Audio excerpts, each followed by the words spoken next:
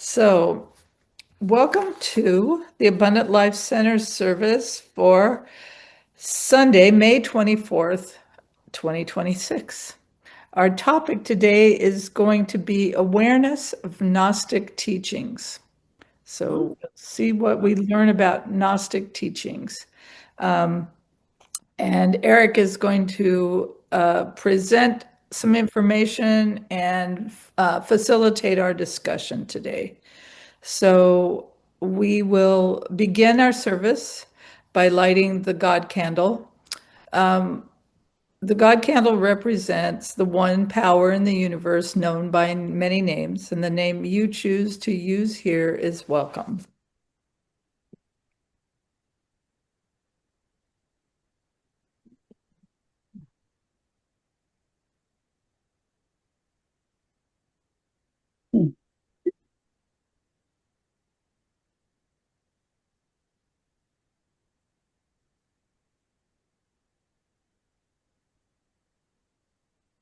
And as we begin, we're going to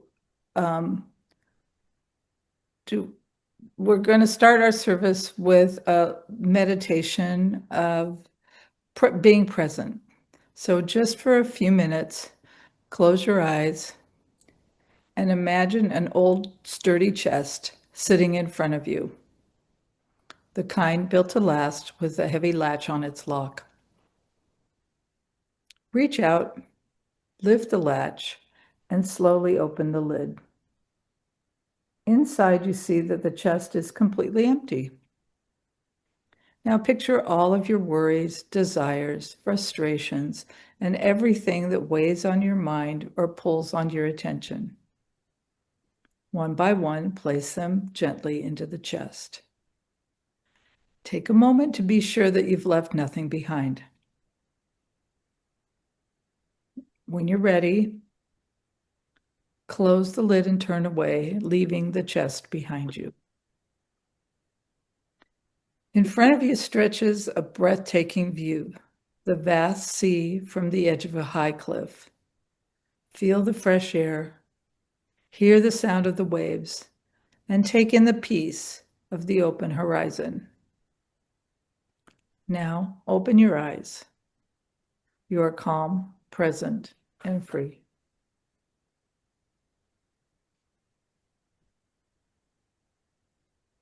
So because it is our second service of the month, we will share our values.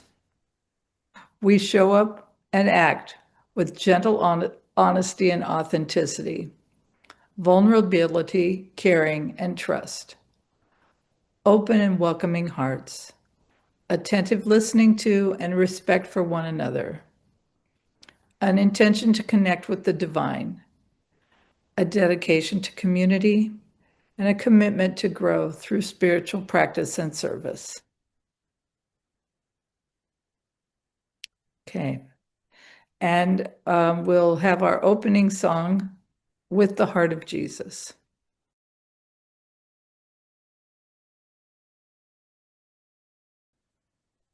Eric, do you want to introduce your meditation, or should we just go into it? I can't hear you, so. Okay, we'll just start the meditation now, and this meditation is entitled A Higher State of Being.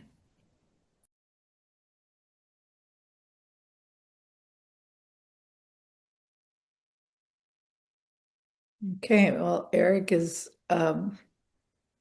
recently meandered into the world of Gnostic teachings, and he wants to share some of the things that he discovered and to create a discussion around that. So, Eric, thank you for stepping up and sharing what you're learning. Happy to. Let me start. Let's see. Here we go.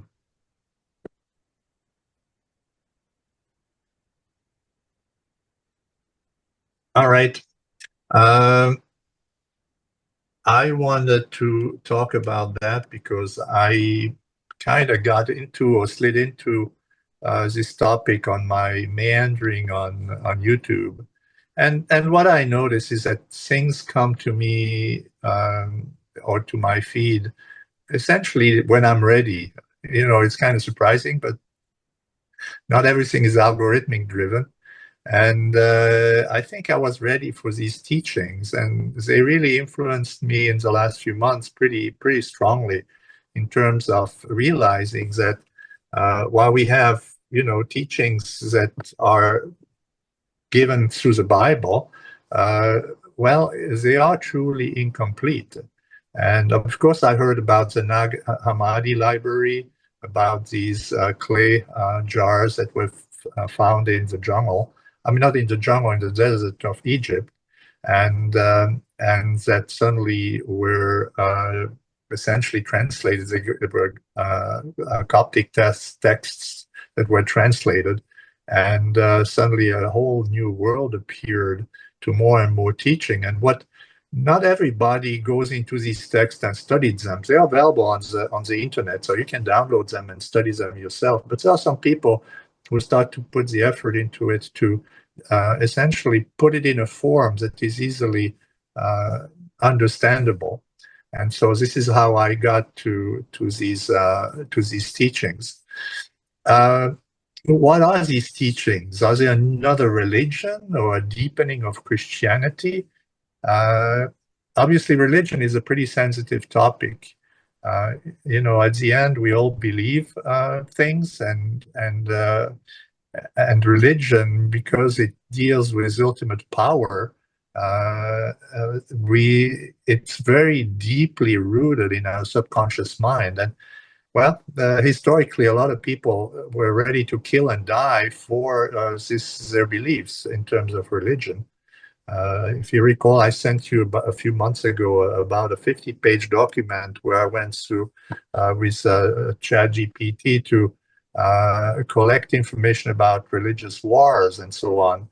And there were, at the time, there were over 50 million deaths that are directly related to religious beliefs. My goal is not to change your beliefs. That's not my intent here. I just wanted to make you aware of the fact that there are teachings from Jesus that have been suppressed intentionally, now for different purpose at different times, but one clear intention was in 325 AD by the Emperor Constantine in the Council of Nicaea, where they sorted out these writings and to try to make it to try to define the Orthodox Bible. And obviously, Emperor Constantine acted out of self-interest because for him it was how can I control my ever-expanding Roman Empire, and he couldn't essentially beat the whole evolution of these teachings from Jesus that were spreading more and more, but they were also very, how do you say, they were not coherent in terms of having an organization that was strong. They were very distributed. There were very different flavors of these teachings that were in their application, but they all had one thing in common, which was the direct connection to Jesus, or to God, I should say. And obviously, if you had religious organization that were based on priests and so on, well, this would have made all these people obsolete, and additionally, they really couldn't control the people. With having direct access to the people in churches and so on. So this was all very strongly driven by self-interest and control of people. Now, there were a lot of efforts to suppress these writings after the Orthodox Bible that evolved over time, but that was established. And these suppression were in form of, well, burning books, forbidding the teachings of these Gnostic teachings, killing people, putting them to jail.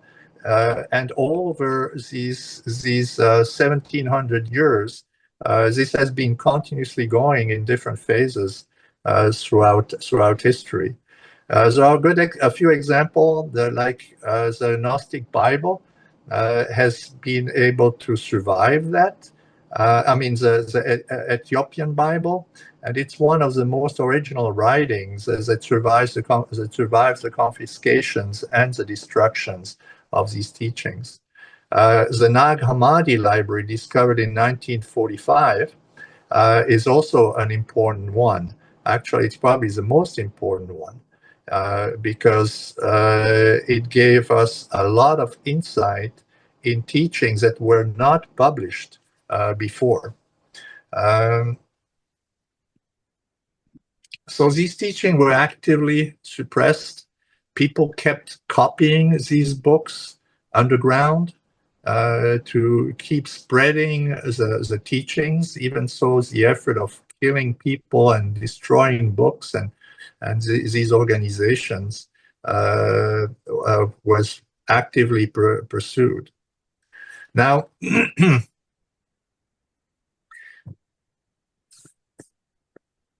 suppression of Jesus' secret teaching, actually they called secret teachings, that were given to the apostles and to Mary Magdalene. The Bible tells us that Jesus lived only 40 days after his resurrection, before ascension. Well, the Gnostic teachings talk about 11 years where he kept teaching the disciples and Mary Magdalene about the secrets of, well, reality in some way. So these teachings are called the secret teachings of Jesus, and were imparted only to a few. So they were not widely distributed. Mary Magdalene had actually a central role to play, and you'll hear about that in the little, how do you say, videos that I'm going to show you. But Orthodox Christianity really made her a submissive harlot at the end of the game, where they didn't want her to play any role. There are various documents that survived in different forms. There are different codexes that survived, Greek fragments, quotations, but obviously one of the biggest, a few big one were the Pistis Sophia, which was discovered in 1773 and has 148 chapters providing dialogues that Mary Magdalene had with Jesus. And obviously the Nag Hammadi Library that had about 80 or so texts in it, and some important ones were the Acrophon of John, Gospel of Thomas, Gospel of John, Gospel of Philip, the Gospel of Mary Magdalene, the Gospel of Truth, and more. And you can find these listed in a website called gnosis.org. Okay, so you can see these texts there. Well, why talking about Gnostic teachings at this point, at least from my perspective? Religious differences have always plagued us over centuries, okay? And the question has always been, well, at least from the Gnostic followers, they were asking why. If God is a loving and powerful entity, why do people experience such misery in their existence? And from there, they came, at least in many ways, to the conclusions that we are potentially worshiping the wrong God. So there is also, if you look right now, there's also an intensification of religious extremism in some form. Not that everybody is an extremist, by far not, but where you see that in maybe in national Christian nationalism a little bit, but also in other form where people believe that their teachings are the right teachings. Um, so they either manipulate the scriptures or just very strongly defend the scriptures. And it doesn't matter if it's a Christian or the Quran or Hindu's teachings. And at the end, you wonder, yeah, which one is right? Or they simply fragments of the truth that has essentially been used for different purposes. There's a gentleman called Pierre Hadot, who is a French priest, historian, and philosopher, who took upon himself to study 190 spiritual texts. And he was interested to extract essentially the commonalities between these texts. And he pulled out 5 key statements out of that. And I'm just going to read them. One is separation between beings does not exist. Fear is born in the mind, not the world. Love is what remains when fear falls. The mind does not record reality, it projects. And the ego is the story we stitch together to survive fears that are not real. So he found these 5 statements literally across all these 190 religious texts. But he also identifies 6 steps that appear in all traditions. One is frank speech. Another one is presence, compassion, stillness. Suffering becomes wisdom, and remembering. Now, these few points could be a whole other discussion that we could have at one point or another. But I mean, it's easy to understand that these are commonalities across traditions because they feel true. They feel deep in ourselves as a truth that is with us. Because in some fashions they bind us. Okay. So if we fight, why do we fight over the application of these truths? If truly these are general truths that we could all apply and live by, is it intentionally used to divide us? The fears that is put into the world, is this fear profiting somebody in the whole process? And this is where the Gnostic teachings aim to give some answers. So I'm going to make you listen to an 18-minute segment from a 2-hour video about introduction to the Gnostic teachings. Take it for what it is. Maybe it doesn't resonate with you, and it's okay. If it resonates with you, then you can recognize also that there may be more behind it, and that may be a motivation for you to dig deeper. But let's just take this starting point, and then we can go a little bit more into the details afterward. Okay.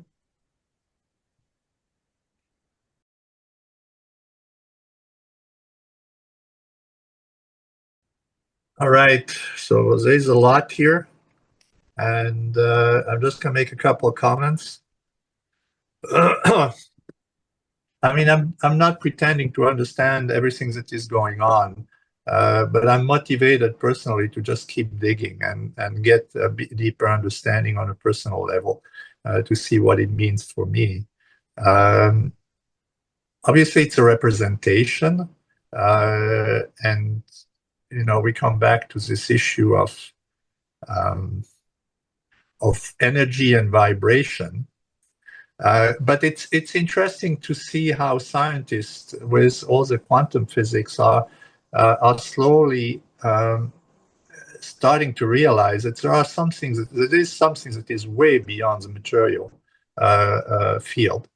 And for instance, quantum computers today that are essentially, little chips that are kept at super cold temperature, close to the absolute zero, who can make calculation or can process test algorithm in 5 minutes, where today's fastest supercomputers would take 10 septillion years. That means 1 followed by 25 zero years, okay, to perform the same calculation. And honestly, they have no idea why this happens this way, okay? So there's speculation, but there's no true understanding of what is going on.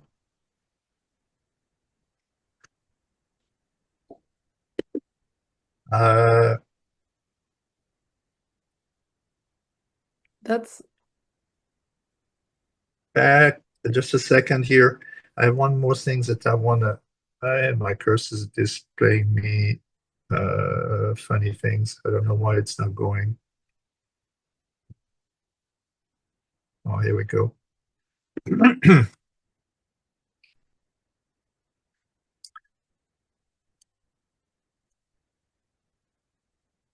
The fact that so many organizations, as well as culture in some ways, have fought against these teachings, they must have a very strong impact on the belief of these people, or at least they feel very strongly, essentially, attacked. But people are coming to grip with something that they may not understand, but that motivates them to leave churches. They just don't trust churches the way that they did in the past.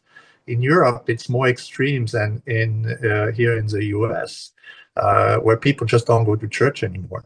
They look for something else.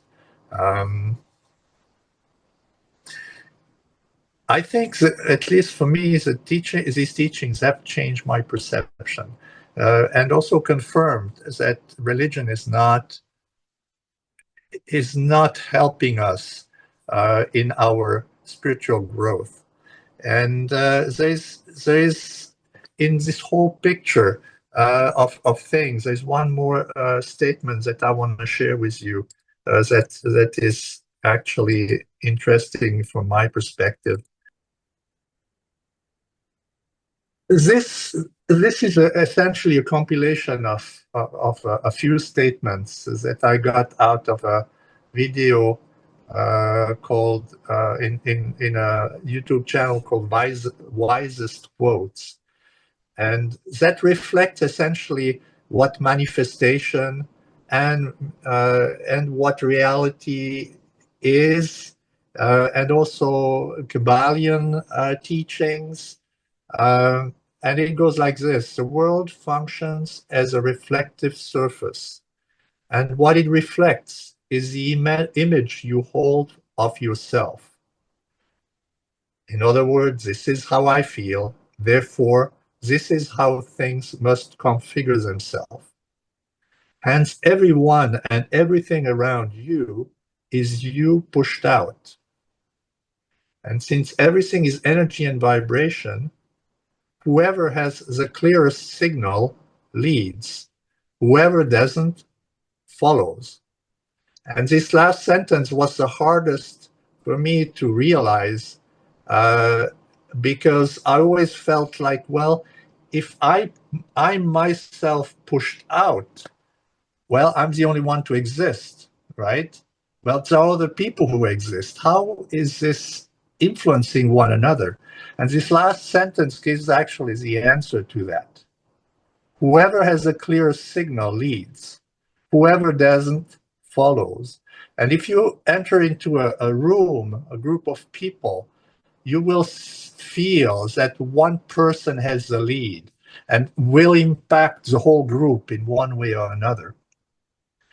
So it covers the aspect of the Kabbalion that says all is mind, the universe is mental, and all what we experience truly is a mental projection of something, of what we perceive as reality, which fits perfectly into the Gnostic teachings as well. So there are a few channels that I would recommend if you are interested to go into, and I'll put them into the summary that we send out at the end of the service. But this is what I wanted to share, and hopefully motivate you to dig deeper. And maybe for some of you, it's like, yeah, no problem, I already dealt with that. And maybe for other ones, it's like, wow, this is really something else. So I just leave it open now for a short discussion. A You're long time muted, Carol. ago, probably 20 years or so, or even longer, I had a copy of the Gnostic Bible, and I found it really interesting. And I loaned it to a friend who was a follower of the Course in Miracles, and he gave it back to me the next week. He said, "There's no love in here." And that was the end of that for him. What did you get out of it, Carol? What did you? I found it very interesting. Okay. And the thing I heard today was not what I saw in the Gnostic Bible. Okay. Because today what I heard was an interpretation of the sources of the Gnostic Bible. Is that correct, Eric? Yeah, Okay. how essentially the cosmological representation of the Gnostic teachings, really. Yeah. And there's more And details to that. This yeah. video goes 2 hours, but it's just these first two chapters show essentially where all this originated. Okay. Yeah. Anyway, and when I moved, I don't remember if I brought it with me. I'll have to go out in the shed and look and see if I brought it with me. Oh. Yeah, Nanda. Well, I have just recently been thinking about that whole issue of how could a good and loving God have created this world of brutality and biological necessity. And so um, there's I think it makes an excellent point. If we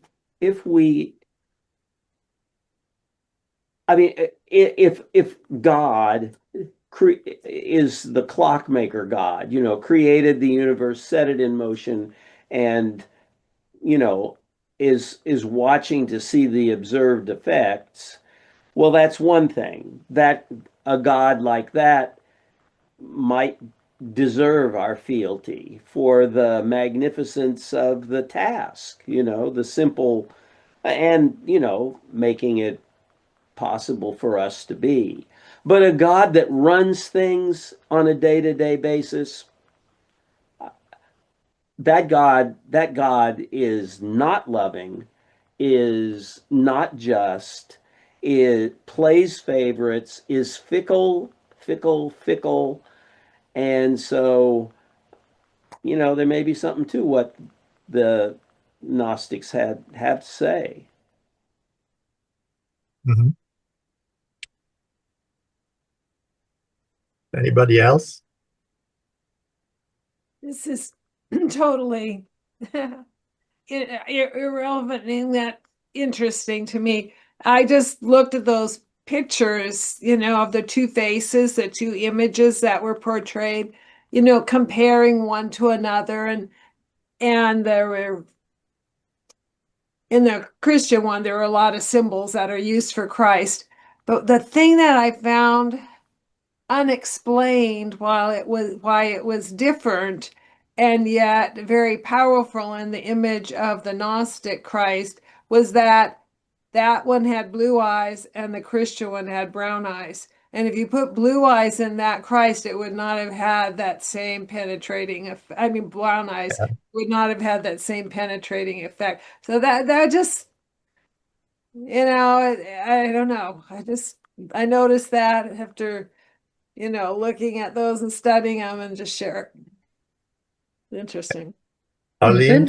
Linda, that was interesting I- because as I looked at those pictures, I was reminded of a time when I was a member of a spiritualist church. And they had a picture of Jesus on the wall, and it was a man who was excited and happy and joyful, and not the ones we usually see. And I loved it. And when the church burned down, I was sad. It was a small church in Phoenix, okay. But yeah, I was sad that the picture was lost. Arlene, you wanted to say I something? have been lately listening to Neil deGrasse Tyson talking some about what he feels and believes about spirituality, and I've been having a really good time with that. And some of what I've grokked, if you will, from all of that is how we transpose and super transpose what is our need and what is our intelligence onto this, what we want from this higher power. And sometimes it's a God that knows everything and created anything and can just do anything and has this magical perception of everything that just da da da da, and it's magic.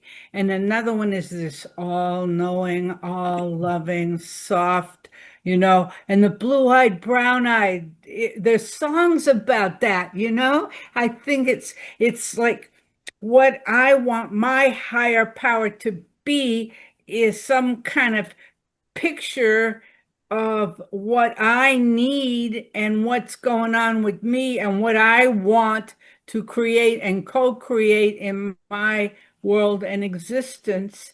And I think it's so fun and so interesting for me to think about it. It delights my being about how sometimes we create this warrior, sometimes we create this a person that knows it's a person, and we give him a character and we give him give him a personality and this all-knowing thing, and I'm gonna get you for that, and it's what I do, I want to get everything good. I want like ice cream on my cake and frosting on it. I want it to taste good and smell good and look good, and so I try to create and co-create my being of who God is based on what I want and what I need. And isn't it amazing how we do that? And then if I think about I'm right and you're wrong because my God is more right than yours and my God is more magical and smarter and prettier, and I like brown eyes better than blue eyes or whatever it is, There is one thing that through listening to these teachings that really put in question is the pursuit of spirituality like we do it with all these energetic efforts, work, and so on. And the reason why is because it feels like we're running after trying to understand what we're experiencing in this world, meaning in this flawed world, instead of spending our time to try to understand the structure on a bigger base, and to worship actually this spark that comes from the ultimate divine that is in each one of us, right? So I feel that the spirituality that is sold today, and I say on purpose, is actually just supporting this false narrative of the universe, or this flawed narrative of the universe that we have. So that was for me an interesting Because we've been over years going to workshops and do spiritual work and energy work and so on, and it's all supporting a flawed context. See what I mean? Mm-hmm. Don't do it, kind of end up letting it. Flawed can mean lots of things. Flawed can mean what is right with it and what's wrong with it, or what are the missing pieces. And it's kind of like putting a puzzle together so you can have the perfect picture of what is the perfect picture, what we want. We want rightness and wrongness. We want heart and love. We want knowledge, and it's like we want this mixture of all of that. And it depends on what I want according to where I am right now. What do I want? Yeah. One And this little contrasts also with understanding maybe that there's a bigger context, but also live truly in the context that you currently are, right? I mean, you cannot escape, you cannot throw it overboard. You live in that, okay? And you're eventually going to die. And dying means actually just getting rid of the body that you have. But from an energetic standpoint, you never die. So what's happening after with the experience that you have is actually key from how you live currently in this context. How do you know that? How I do you know, know and I that thought you were gonna never come die? with it. How do you know that? Come on. Well, extrapolating. there is things that you can know through other ones teaching you, and there are things that you just know, that you feel them, that are there. I That's was what one of the most the person who rejected anything else but just a physical life. For me, life was life. When you die, you're done. Well, I felt like there was something missing. Okay. And it took me years to dig and to look for it. And today I know that there's something beyond that. Well, it's what we called faith when I was a child. No, it's And not faith. no, I'm it not, is your I don't have knowing, faith in something else. I know that this is who I am. Eric. Well, for me, that knowingness I would define as faith, because faith is not necessarily grounded in absolute. It's an absolute truth to the person who believes it, not necessarily grounded in anything that's provable. For me, that's the definition of faith. and what I love about definition for you. what I love about what you said, Kay, was an example of one of our beliefs is that we respect each other. And so you didn't appreciate for yourself what Eric said, but you spoke for yourself what you think. And I really appreciated that you did that way instead of arguing with him. For me, this is my belief. Yeah. Sometimes I see those kinds of things, and it's like a balance. It's almost like a balance of a masculine, feminine. I am looking for all that little thread that gets them both, that gets both the masculine that I honor and cherish and has strength and knowledge and this energetic thing about it, and the feminine that has a whole nother kind of energy, and the vessel that holds and carries and nurtures, and like the flower that blooms, and the vessel that makes soup, and that you stir it all up. And I love all of those things. And I love the feminine and the masculine. And I struggle to try to think about, what does putting all that together look like? What is putting it all together gonna look like when we get it all together? I don't know. Linda wanted to say something. Oh, I think there are times we're searching and sometimes we know, and then sometimes later we know something a little bit different. It's just, the evolution of where we are. Yeah. Anyway, I just share that because, like science, similar thing happens in science. They get absolute clarity of how one thing works, and then they go, oh, oh, oh, okay, now we understand this, or now they're saying we don't understand this, but this is, so I think we do evolve in our understanding and knowing. Yeah, I compare it to a spiral, an upward spiral. You go and, revisit some topics that you visited in the past, but you just see them differently, and you just grow from that perspective.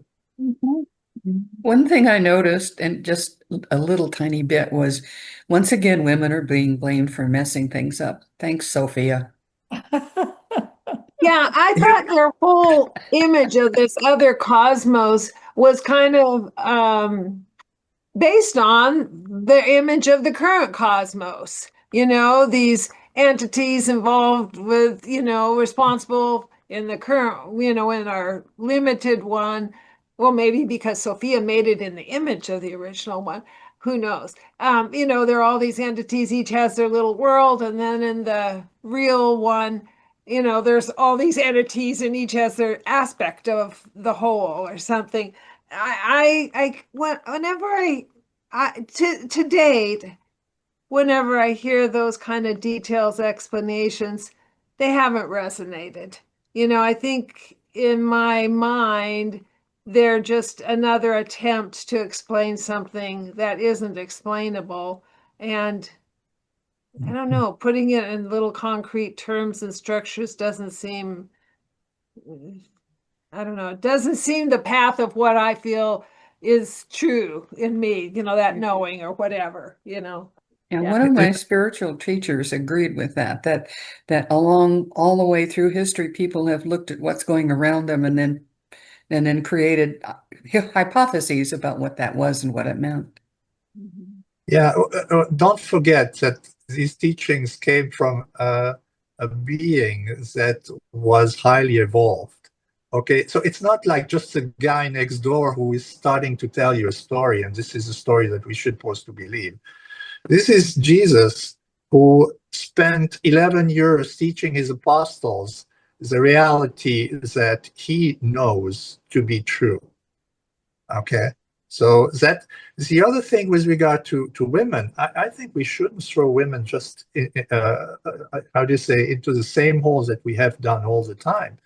To the contrary, first, masculine and feminine energy are clearly represented in the pleroma on the highest level, and it was when this balance was not there that Sophia actually put the spark of the pleroma in each individual of us. So we actually have this feminine energy in each one of us living here. So this feminine energy is represented everywhere as an ultimate creator.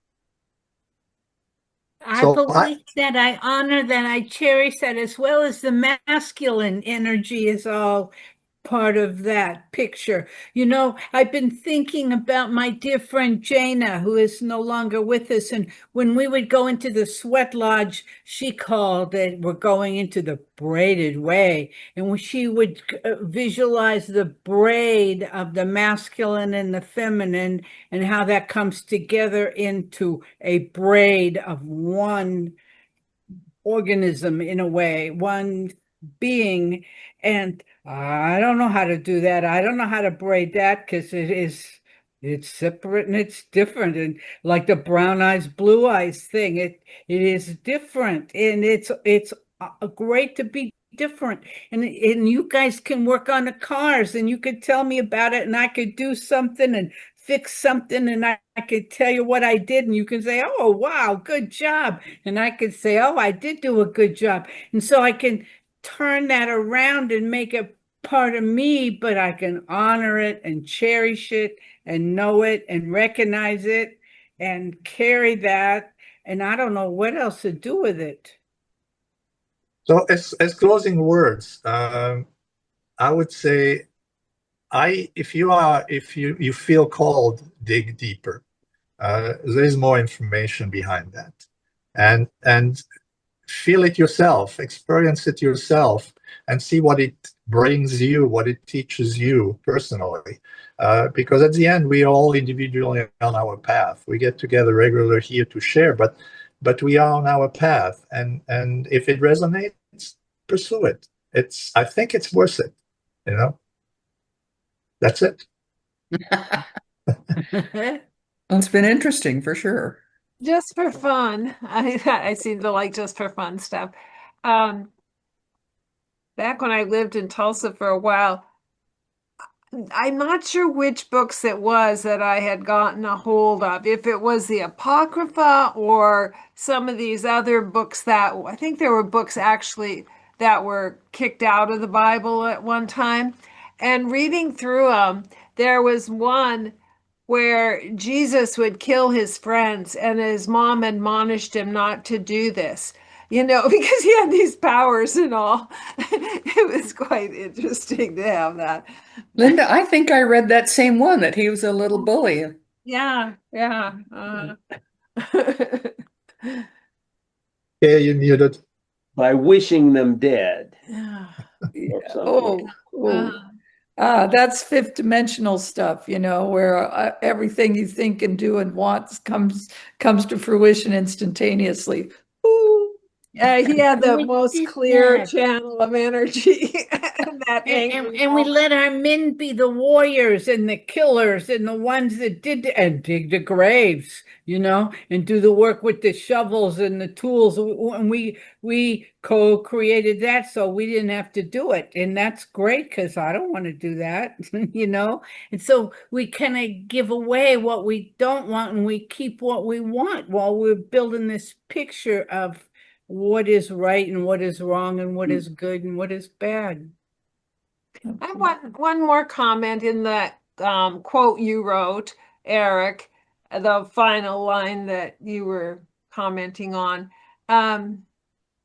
It could explain why group meditation has an effect on things, because people have found that, or group prayer, because I think that's when there's more alignment. And that's true individually too, when we have inner conflict about what it is we want or who we think we are. What we experience in the world, doesn't tend to be exactly what we think we want, because it's not aligned. We don't have, it's kind of like a laser light as opposed to, a more dissonant light.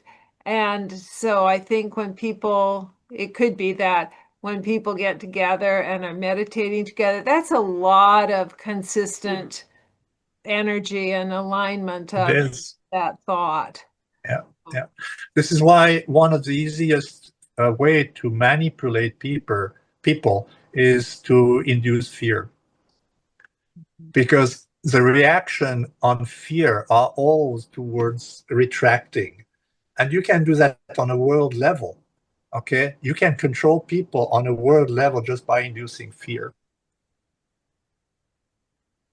We do that on a different kind of level too, with music and the sound of our voice. Or you know what? Sometimes I was thinking about my cat Panther, and sometimes her eyes are yellow and sometimes her eyes are green. I never see a green one and a yellow one at the same time, but I don't know how she changes her eye colors, and how I feel about her has to do with whether or not I want to pet her right now, or if I want to yell at her and say, get down or get away from that, or what I want to do. So some of that I co-create with her, but it's certainly, if you're standing there with me and we say, what color are her eyes? We see the same color. We see either they're yellow or they're green, and we see that together. Isn't that? I think it's weird. I think it's like, ooh.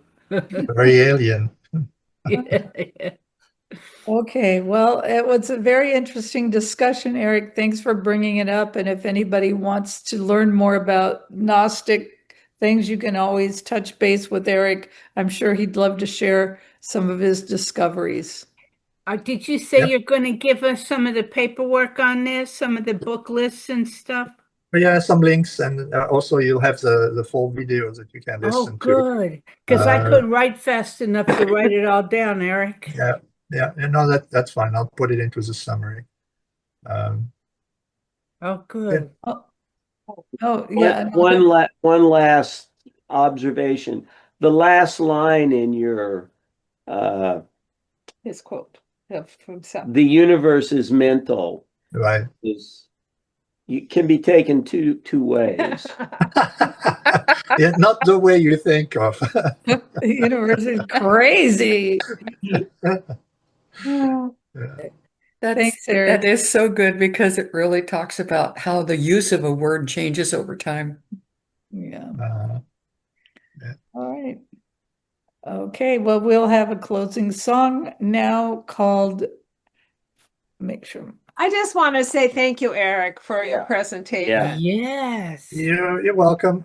It's just, it's another perspective. I think sometimes we get stuck in our own beliefs, and this really for me opened the door. I mean, and I have to say, in so many directions, where I put in question things that I believed so far, and where today I say, wow, I have to redo my universe in some ways, You know what I've been thinking about is those aliens that are out there and coming in. And what are they coming with? They got even different ideas of what we got about, all of that stuff. Yeah, time to redecorate Eric's universe. Okay. Our closing song is A Song for You, Silence, Love, and Peace. Explained it with the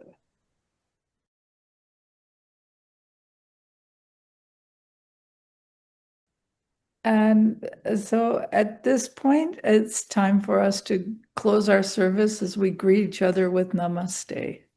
So thank you all for being here. Namaste. Namaste. Namaste. No. namaste. Namaste.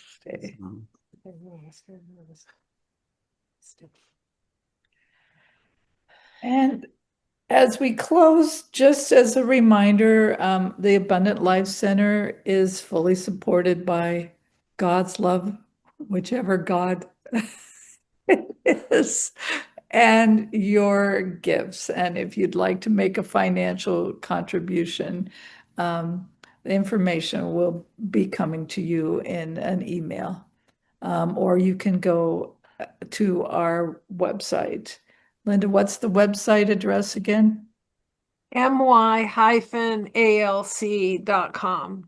Thank you. And there's a location there where you could make a donation via PayPal, I believe, right? Okay.